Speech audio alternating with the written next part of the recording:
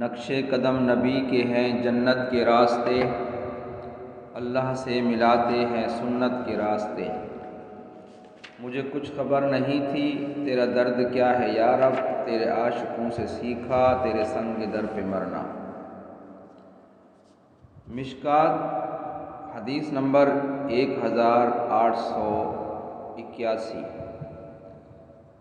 حضرت ابو ہریرہ رضی اللہ تعالی عنہ فرماتے ہیں کہ ایک دن اللہ کے رسول صلی اللہ علیہ وسلم حضرت بلال کے پاس تشریف لائے تو دیکھا ان کے پاس کھجوروں کا ڈھیر پڑا ہوا تھا۔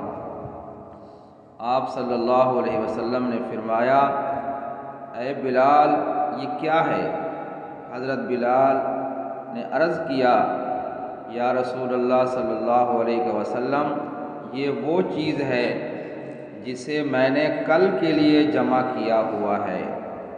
آپ صلی اللہ علیہ وسلم نے فرمایا، کیا تم اس بات سے نہیں ڈرتے کہ قیامت کے دن دوزخ کی آگ میں تم اس کا بخار دیکھو؟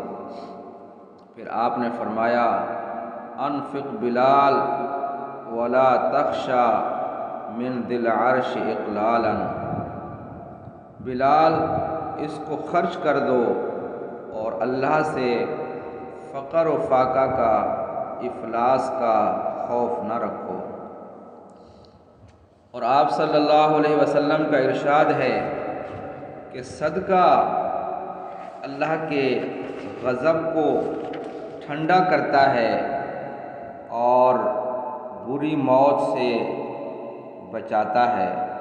اور آپ صلی اللہ علیہ وسلم کا ارشاد ہے، ضاؤ مرضاکم بالصدقۃ، اپنے مریضوں کا علاج کرو صدقے کے ساتھ۔ سامعین کرام، صدقہ دینے سے مال بڑھتا ہے۔ اس کی مثال ایسے ہے جیسے زمین کے اندر انسان گندم کا ایک دانہ ڈالتا ہے، اس میں سے وہ خوشہ نکلتا ہے، اس میں سے 700 دانے تک اللہ تعالیٰ عطا فرماتا ہے۔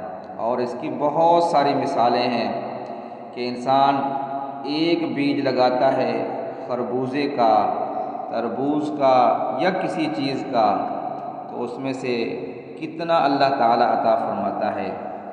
اللہ تعالیٰ صدقات کو بڑھاتا ہے اور سود کو گھٹاتا ہے۔ صدقہ ایک بہت اچھا عمل ہے، اللہ تعالیٰ ہمیں کرنے کی توفیق عطا فرمائے۔